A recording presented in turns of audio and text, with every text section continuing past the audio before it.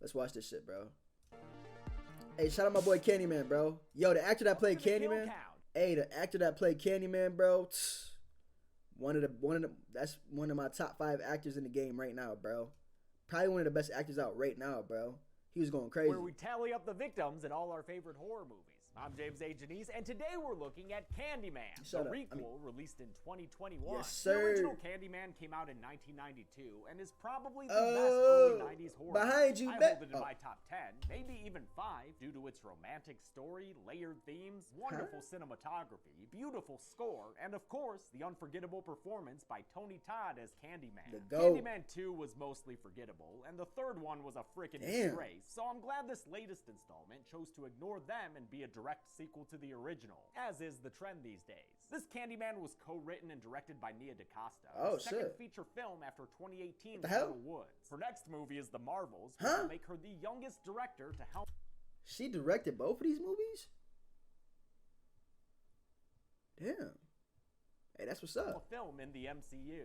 She is in fact 6 months younger than me, which, yes, is a weird thing to realize. I've got issues with this movie, but DaCosta's direction is great. From start to finish, it is filled with visually compelling shots that stay with you long after the amazing credit sequence ends. Working with co-writer and producer Jordan Peele.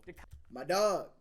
That's my dog right there. Jordan Peele, one of the best. Probably the best producers in the game right now, man. Come on, bro. DaCosta crafted a Candyman that embraces social issues in a more overt way than the original did. The first film was full of social commentaries surrounding the setting of Cabrini Green and the tragic backstory of Candyman. But those ideas were sort of secondary, possibly because the director and main character weren't black themselves. Helen Lyle was a well-off white woman, and although she meant well, she exploited another community's story and heartache for her own benefit. This Candyman positions black characters as the protagonists, which mirrors the way black filmmakers reclaimed the Candyman story for themselves. It's worth noting that The Forbidden, Clive Barker's short story that Candyman was based on, was set in the UK and you know how they would say Candyman in the mirror type shit? When I was a young buck, I would never do shit like that for real, bro. I don't fuck with that shit, bro.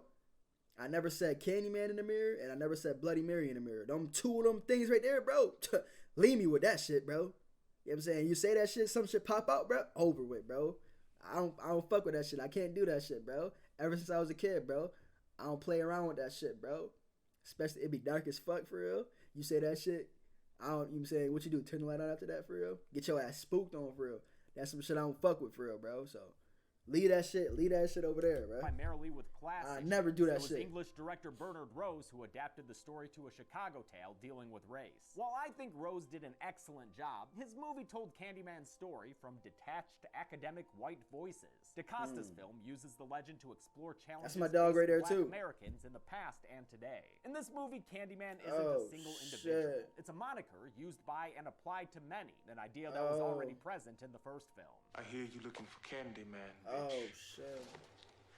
While that does sadly mean there's hardly any Tony Todd as Daniel Robitaille, the original Candyman, I think the approach makes sense in a movie about shared experiences and communal memory. It's why one of the film's taglines was "Dare to say his name." It echoes "Say their names," a phrase used with regards to victims of police shootings. People say Candyman, but they don't say the name of Daniel Robitaille or Anthony McCoy.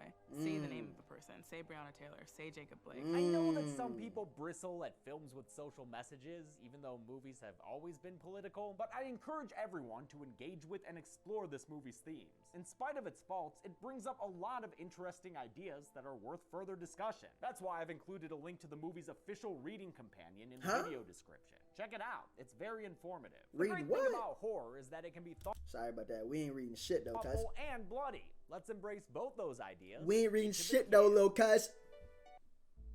Bro, as soon as that shit, you know what I'm saying, get good, we get an ad, bro. Come on, bro. Serious. Let's go. The movie begins with a shadow puppet show of police brutality. Young William Burke here lives in Cabrini Green in 1977. It's a predominantly black housing project that police only visit when they're looking for suspects. While doing laundry, William sees a piece of candy come out of the wall hole. That's funny. The wall hole usually has healthier snacks. Right now, the wall hole's spitting out a guy who looks like Candyman. Did he die at here? least in terms of overwear and number of hands. William screams, spurring the cops into action, and then we're backstroking down the street, looking up at buildings, and a title card. These opening credits are a perfect inversion of the originals, which featured a top-down look at Chicago's highways as Philip Glass's score played. This sequence instead looks up, with the buildings disappearing into clouds. Yet it's so disorienting, I felt like I was watching them descend underwater or something. Yeah, All the while, a new score plays, a much more imbalanced, dissonant piece than Glass's gothic melody. This Candyman great music at the end too. Great music too. Ike Aubrey Lowe, a fan of Clive Barker's work since he was a teenager. He was hired early composer. on during Candyman's production and spent months working on the many layers of his score. He even used ambient noises recorded on location at Cabrini Green, so the music would feel congruent. Hey, this is a low-key underrated. They kind of carry the movie films. You feel what I'm saying? You gotta have good sounds and good songs in the movie for real, bro. I remember I'm gonna pull up the clip at the end of this video for real. But the end of that Candyman movie, bro, I got chills during the ending for real, bro. That shit was so good. Just great movie, bro. With the rest of the film, the score and the sound live as a character in the film, which is something that's really important for me. His music uses a lot of haunting vocalizations, some of which he recorded himself. Wait, what the hell? Others were provided by what the cellist Hildur Guðnadóttir. 42 years later, the area around Cabrini Green has been gentrified. Living there now are artists such as Anthony McCoy, played by Yahya Abdul-Mateen II, whose career has been straight bumping lately. My dog. He's new Morpheus. What the hell?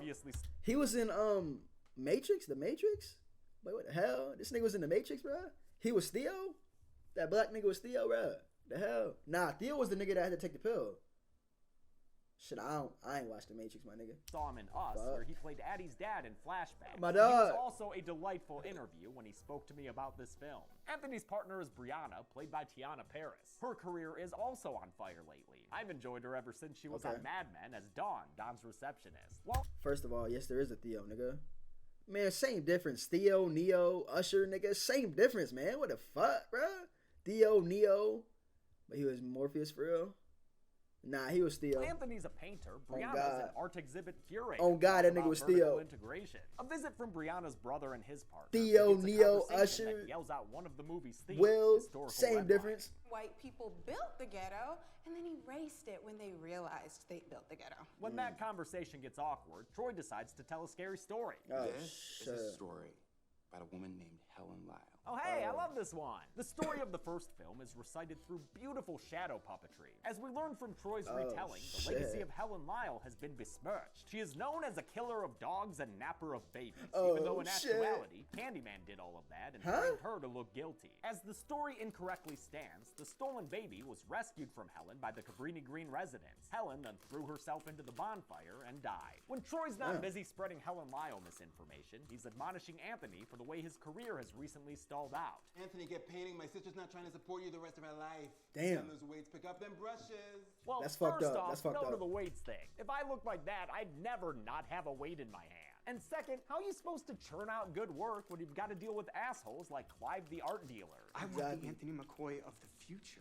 I want the great black hope of the Chicago art scene of tomorrow. For inspiration, Anthony turns to Cabrini Green and the Helen Lyle story. This sequence gives us an extended look at Chicago, but sadly, it's the only time the movie does that. The city felt like a character in the original movie. I wish it did in this one too. Chicago has been transformed in the past few decades, sometimes tragically when it comes to art, like what happened in real life with this church. Damn. The Northside Strangers Home Missionary Baptist Church had a mostly black congregation after Cabrini Green was built. In 1972, black artist William Walker painted all of mankind, a mural referencing martyrs for social justice such as MLK, Malcolm X, Anne Frank, Gandhi, and Jesus. In 2015, with the surrounding area having been gentrified, new owners painted over the mural to make the building more marketable. It was a literal whitewashing of black history in service of commerce. This movie has Yeah, that's messed up, bro. That was actually good painting too, bro. That's messed up. There's a lot of little details like that. And sadly, the kill count isn't the best format to explore them all. I really recommend the podcast episode where we covered it. Chelsea did a lot of research, and we were able to talk long form about what does and doesn't work for us in the film. While photographing the building, Anthony gets stung by a bee. And knowing what happens with that sting, I hope those ants eat that bee alive. Shit gets nasty. Anthony heads to the Cabrini Green row houses. Wait, ants eat bees when they die for real? Shit, I never knew that for real, bro.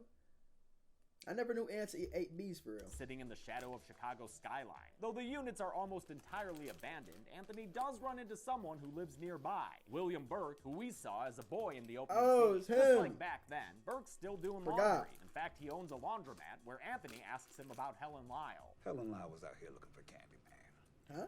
You ask me, I say she found him. Burke tells Anthony that for him, Candyman was a guy named Sherman Fields, the Warhol dude. Fields earned his name by regularly giving candy to the neighborhood kids, but when a white girl was cut by a razor in her Halloween candy, Fields became a wrongly accused suspect. He was hiding from the police when Burke ran into him, and his scream brought the police inside. Burke witnessed the police swarm into the laundry room and beat Sherman Fields. They did kill him. They killed him. This film's mindful of traumatic imagery and keeps the murder off screen, though the crime photo is shown on Anthony's phone a little later. The story of Sherman Fields strikes a chord with him. I remember they did kill him. Puts brush to canvas and paints deep into the night. When he's done, he presents his work to Brianna, a depiction of the violent death of Sherman Fields. Over time, his name disappears and he just becomes the Candyman.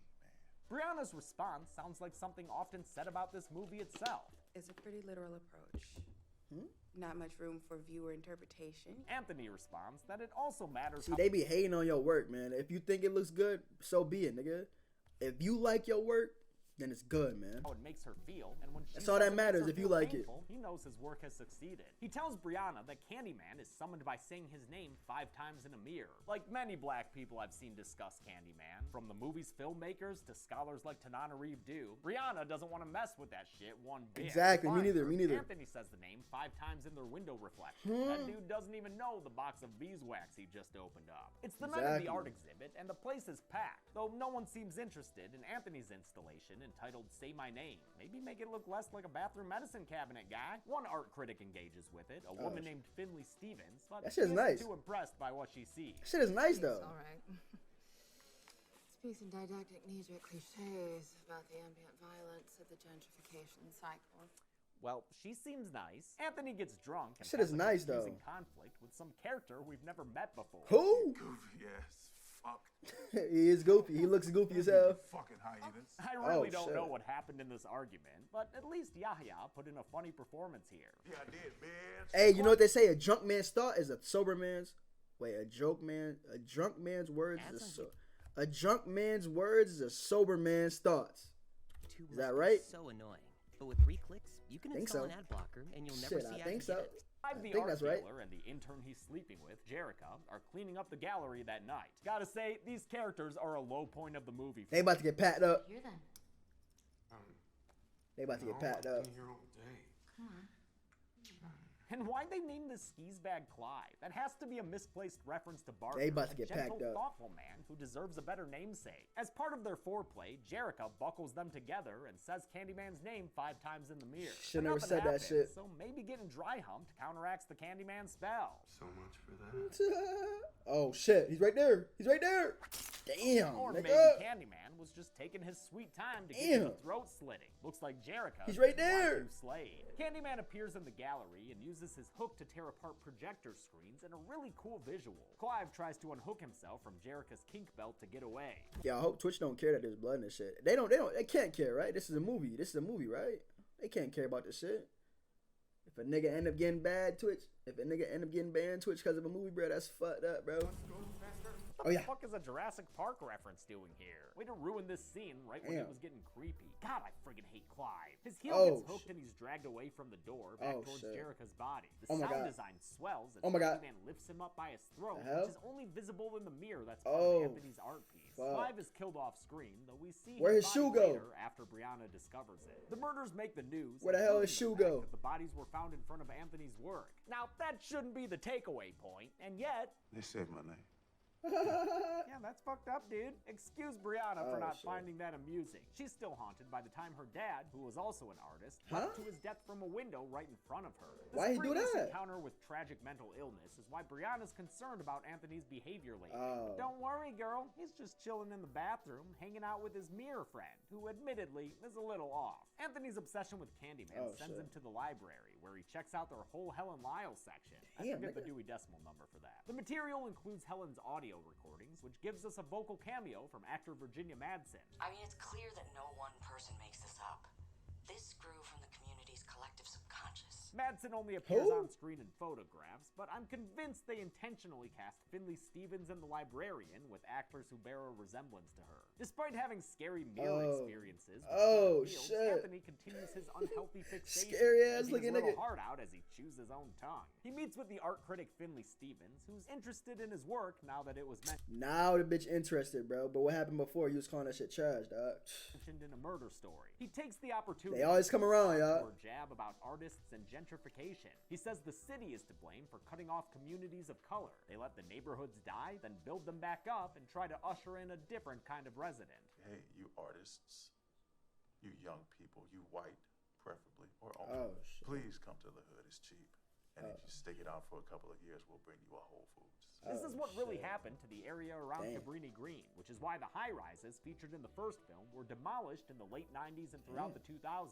Finley excuses herself to use the restroom, and Anthony tells her she's about to get good. Candyman's name in the mirror. It's about to get good. We don't see it happen, but you can tell she gonna do it. While Finley is about to get good. Or peeing, Anthony comes across a full-length mirror in her hallway. It's perhaps my favorite part of the film, as he finds himself staring at a reflection of the Candyman fields. Everything about this scene is awesome. The acting, the sound design, the surreal visual effects. Working with movement consultant Madeline Hollander, actors Yahya Abdul-Mateen II and Michael Hargrove developed a somewhat unnatural movement, but one that wasn't overly stylized. Finley snaps Anthony out of the experience, so it doesn't banish Candyman from all of her mirrors. He's right there. Even peep that one He's right back. there. Did ya? Anthony did, so he's he right leaves there in a hurry. As the camera zooms out from Finley's apartment, watch as she's attacked by an it's about to get good. assailant. She's lifted into the Come air, here, bitch. dragged Come here. across her window, Come here. the blood leaving behind Come a sort here. of painted line. It matches Come the here. earlier shot of Anthony's first stroke painting fields. Anthony goes to a dinner with Brianna and some art folk, where he picks at his increasingly nasty hand wound from a bee sting. This is meant to be a metaphor. Anthony's picking at a scab and uncovering past injuries. Dinner is interrupted by news breaking about Finley's death.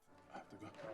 Anthony. Hey man, that is a great way to make yourself look suspicious. He heads to William Burke's laundromat and here's the extended history of Candyman. Turns out there are a lot of Candyman, all black men and a boy who were killed in hate crimes regularly committed throughout our nation's past. The first was the Candyman we know and love, Daniel Robitaille, who was killed in the 1890s. In real life, these Candyman portraits were done by Chicago-based artist Sherwin Ovid. Daniel Robitaille's is the most clear, while the others grow more abstract to represent good paintings. Yo, those are good paintings too, bro. Acrylics, then moved into heavy oil painting. That's talent. That's talent. Textured, almost sculpted look. One of the really cool things about this movie is that it showcases art from black artists in Chicago. Cameron Spratley was commissioned to make Anthony's earlier works, and all of the pieces seen at the art show were chosen by Chicago-based art consultants to create an authentic representation. Them shits are nice right there. Burke tells Anthony about the OG Candyman in another beautiful puppet sequence. Daniel Robitaille's backstory is mostly unchanged from the original film. He was a painter who fell in love with a rich white girl, and after she got pregnant, her dad sent a lynch mob after him. He cut off his hand, seared his chest with honey, and finally set him on fire. These puppet sequences were done by the Chicago-based company Manual Cinema, led by line producer Julia Miller. The segments are entirely analog, using paper cutouts and lighting tricks. The detail that goes into them. That's talent. That's talent. Like how they use different materials to achieve different levels of transparency, or how they use real fire for lighting. DaCosta was inspired to explore this medium thanks to the work of Kara Walker and Lottie Reniger. At first, the puppet style was chosen as a way to do flashbacks without using footage from the first film. In time, the filmmakers realized it could be used to depict historical tragedies in a sensitive way. Horror is all about trauma, but that doesn't mean you need to witness that trauma visually every time you go to a horror movie with a black cast. All of this ties into how Candyman is a way for the black community to deal with the cycle of victims they see every generation. I wish that Candyman didn't have to exist. Burke points out to Anthony that although they're part of the legend now, all of these so-called Candymen were real people who were really killed. Candyman is how we deal with the fact that these things happen. That they're still happening. Just as with plenty of real-life victims, these Candymen became unintentional martyrs. Victims are turned into something. Thought that nigga was finna say Victor. I was finna say, You said what, bro? Definitely top 5 actor though, for real. Other than what they are. This is one of the scenes. This is the end of the scene. This is the end of the movie. This was the best, probably my favorite part of the movie for real. Was the end of the fucking movie for real. When the music started bumping for real, bro. Nigga was talking with a deep ass voice, bro.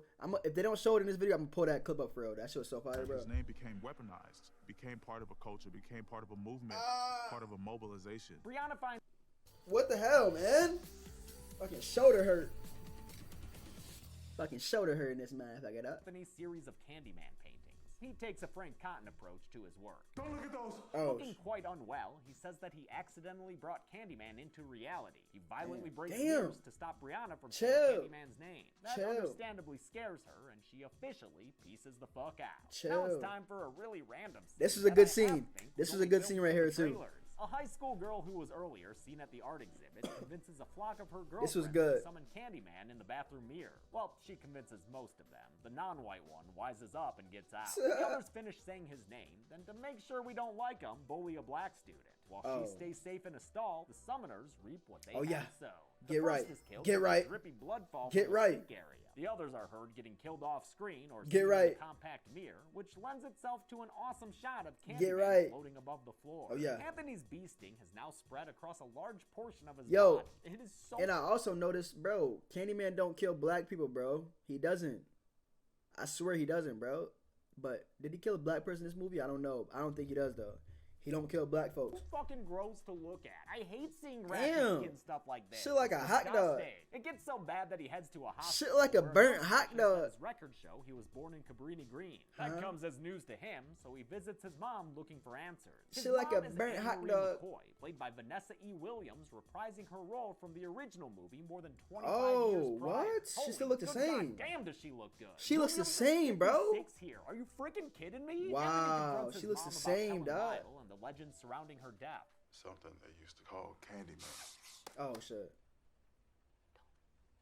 Oh, she looks the same, dog. She admits that he was born at Cabrini Green and baptized in a bonfire when Candyman tried to steal him. This is confirmation that Anthony's the baby from the first movie, whom Helen Miles saved before she died in the fire. The community let her take the blame, hoping no one would ever say Candyman's name again. But someone did, and now Candyman's back for Anthony. Even if it's not the same Candyman? Oh wait, no, dude, don't leave her. We haven't had enough Vanessa Williams, come on! Anthony returns to the Cabrini Green row houses and kicks off a very strange ending. Rarely do I say a movie could be longer, but Candyman could have used an extra 10 minutes. The rest of it feels rushed as hell. Brianna finds a pen from Burke's laundromat and heads there to find Anthony. She gets locked inside a back room and taken captive in the background before anyone else can hear or help her. Then there's a flashback that comes out of nowhere and honestly feels kind of pointless. It shows Burke when he was a kid after Sherman Fields was killed. Oh, them two did it. Them two said Candyman. Candyman in the bathroom, and Burke opened the door to find him dead, with Candyman peering at him through the mirror. The flashback. Oh, they were black. They were black for real.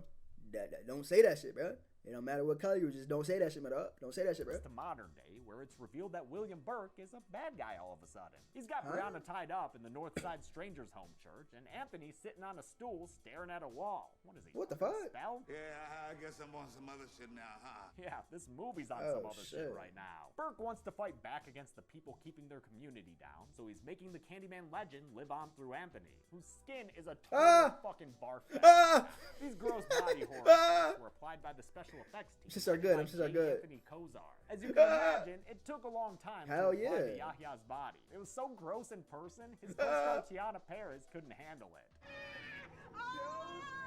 To make Anthony a proper Candyman, Burke saws off his hand. Oh yeah, come here, nigga. Come here, nigga. Come here, come here, nigga. A tear. Burke fastens a homemade hook to Anthony's wrist. Put that shit in the Ew. Can have their own story, but it helps when they've got the big trademarks. You know, hook hand, cool jacket, maybe some actual candy. That's how you get Burke excited. Oh yeah, two suckers.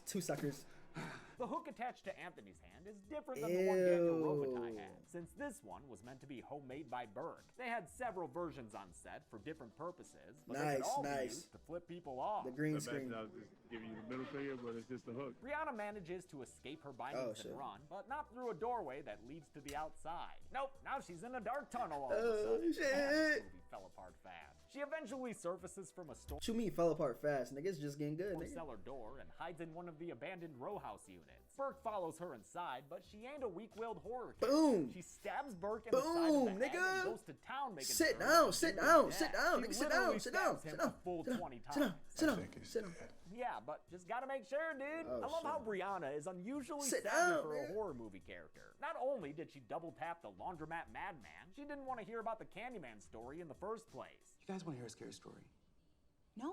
She also didn't want to fuck around with saying his name in the mirror, and when she first went to the laundromat, she avoided going into the basement. Yeah, hell yeah. I Yep, think everyone exactly. in this cast did a great job, but Tiana Paris brought a strength to Brianna Damn. that was essential. I did get to stab a foam head version of. Yo, that's how they do it?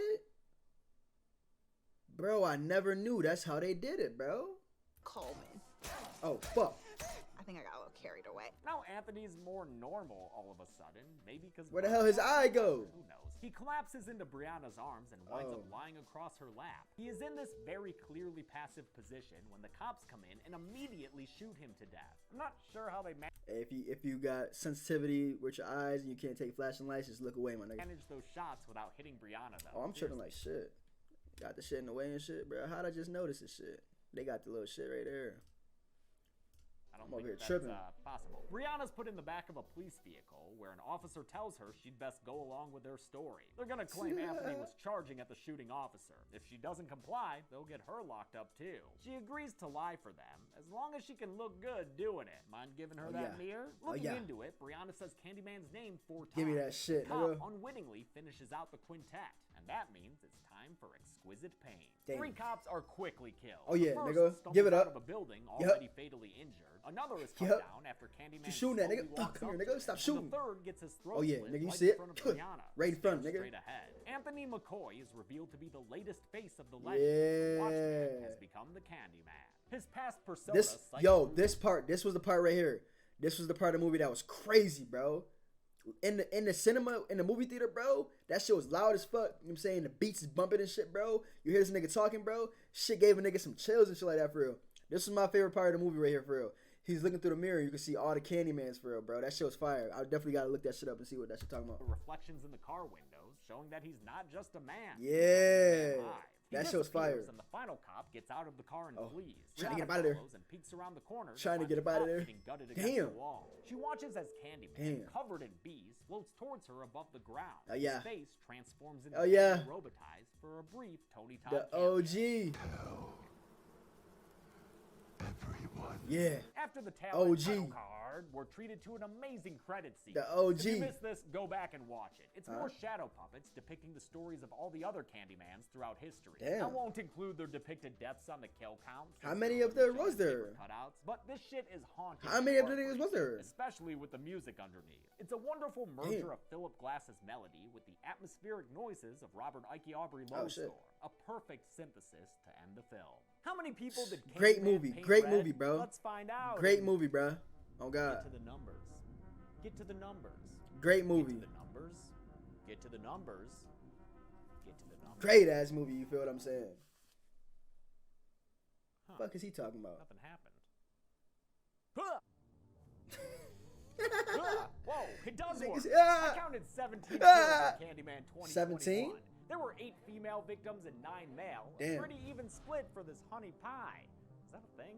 With a runtime of 91 minutes, that left us with a kill on average 17 every kills? 5.35 minutes. Wow. I'll give the golden chainsaw for coolest kill to Finley Stevens. It's not super Word? graphic, but I love Yeah, that the was way good. it's framed. That was a good Cool one. shot That was a shooting good out from one. the exterior of the I did like that apartment kill. building. Dull machete for Lama's kill will go to Burke's sister and her friend. Yeah, Done that off shit was screen, ass. That shit was that ass. feels randomly That shit was inserted. ass. And No. that's it. Honestly, Candyman yo. came out in 2020. Honestly, the bathroom one was cool too, though. When they had the mirror showing the little girls and shit like that, for real, they was getting packed up and shit. That shit was cool though. But definitely that one that he just said was definitely the cool one. 21 and was the first film directed by a black woman to open #1 at the Nice. box office. Nice. Congrats to Nia DaCosta. Nice. I hope to see her return to horror sometime soon. Nice. Till next time, I'm James A. Janice. Nice. I'm in the kill count.